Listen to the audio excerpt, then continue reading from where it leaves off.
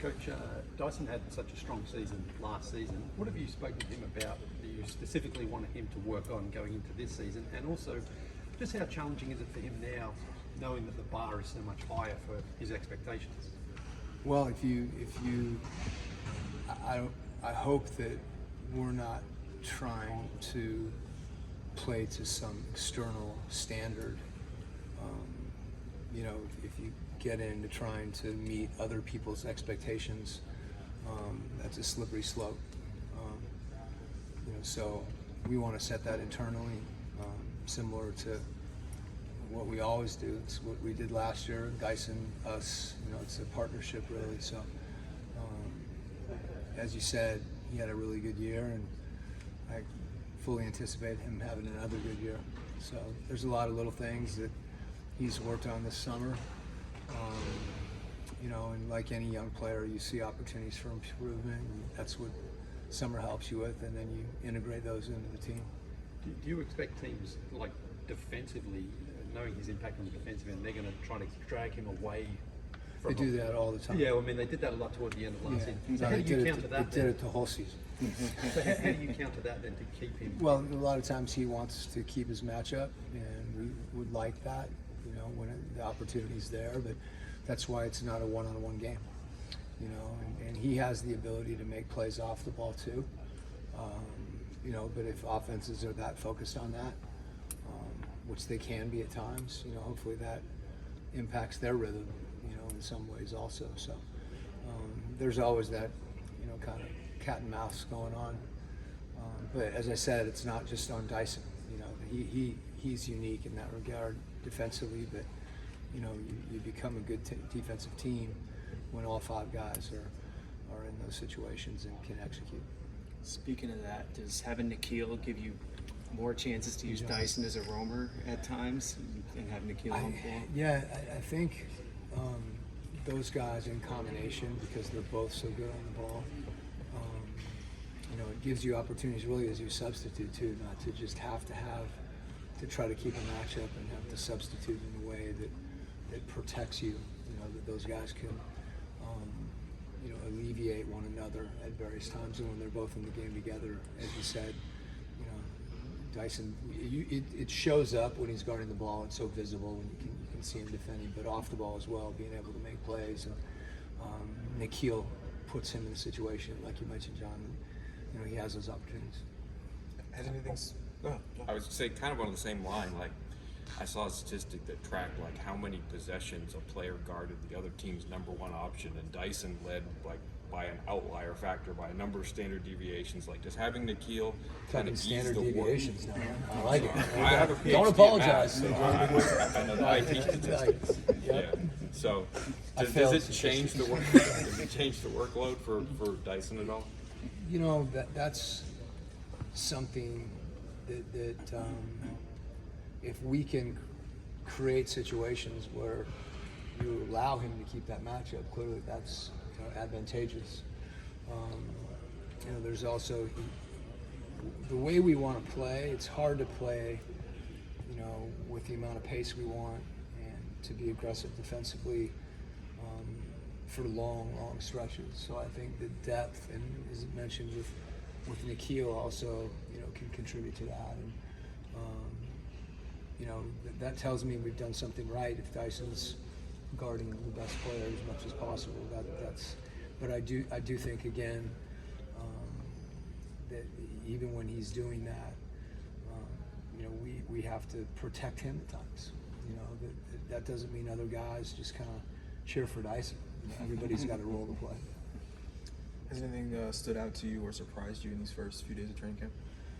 I think we've had really good energy, and you anticipate that, when everybody's back and you're beginning. But I think our guys like playing together, and we're still doing a lot of teaching because every year you look, and because our team is different, every year you look and try to figure out, how can we be better. And you have to make some assumptions and project certain things, and getting that stuff in and hopefully becoming efficient at it gives you a chance to evaluate what you think you want to do at the beginning of the year. So we've had guys that have embraced what we're doing, and that's been good from a coaching standpoint, that we get to evaluate some of those decisions that we've made that are, based on some assumptions. But I've been happy with the way that we've embraced, our style of play. And I like the way the ball's moved. I like the way we've run. Defensively, hopefully we can put a lot of pressure on the defense, which sometimes your defense, if you're guarding a lot of random actions, it's hard. So it requires guys to really communicate, and I think we've done a decent job of that too. Excuse me. Thanks. With the reshaped roster, what areas do you think Jaylen will benefit? I think other guys on the team benefit from Jaylen because of his playmaking ability. I think more guys being able to get out in transition, more shooting. Jaylen is such a good passer, and such a willing passer. That he's able to play make even more. Jaylen's really been focused defensively too, just trying to be down and doing little things that he's taken pride in, and that shows his maturation as a player. And I think his catch and shoot, he'll be in spacing situations where he can just catch and shoot, and we want him to do that, just to let it fly. Trust him in that regard, and I think that sets up other parts of his game as well. For missing so much time last year, how much did that kind of slow his kind of rise towards his peak? I hope he doesn't hit his peak at 23. So that track, I think, typically, I think the key for any young player in getting better is to embrace what the things they need to work on, just to be painfully honest with yourself about how can I get better, and then to work. And the experience, to your point, makes it harder to get those evaluations kind of real time. But I think he's done in the portions of the season, early in the season that he did play, I think he's been able to take that and really work on things and apply them. I think as much as anything, he's just passionate about the game, and you miss not playing, so you can see that he's hungry to do that too, which usually if you're hungry to play, you get better.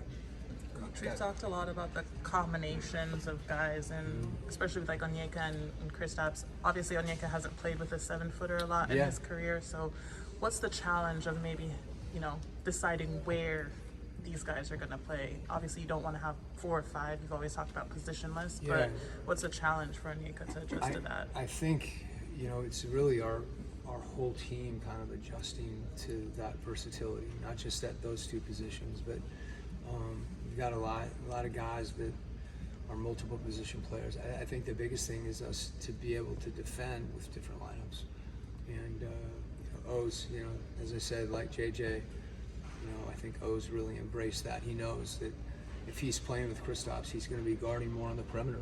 And that's kind of a new set of habits and repetition and things that, he hasn't gotten to defend in those situations. So those are the things I think, as much as offensively. Offensively, Onyeka's got a great feel for the game. I love that he's more aggressive shooting the ball, so he's spacing. That makes it easy, when he can space the floor and, make plays when he does get the ball. So he's easy to play with, and I think he's focused on continuing to get better defensively out on the perimeter. Has there been any particularly strong point of emphasis from you that maybe they haven't heard in past years? I think a lot of where we are now has been a process over a couple of years of trying to train a style of play, trying to train habits, and I'd like for us, I think, to have an opportunity to be a more physical team, which I think more aggressive defensively. That's not something that they haven't heard before, but there's kind of different points of emphasis as you head into a season. I think also, for us to utilize some of our depth, our guys have to, embrace substitution patterns that at times are less predictable night in, night out. When you have, you know, a deeper rotation, in order to maximize that, you know, guys have to be, you know, willing to come into the game maybe in some difference. You still want to have some, I believe, having some continuity with those things too. It helps players. But if you can guard more positions and you have, you know, more interchangeable players, you have more combinations that can play together. So we're anticipating being able to do that, and that's been a message. I think our versatility, in order to take advantage of that, you know, versatility, guys have to embrace playing with different lineups. How deep do you hope that your regular rotation is going to be? It's really hard to draw lines at this point with all that stuff. We got a lot of guys that have, you know, contributed and played well, and that's good to see. Thanks, Coach. Okay.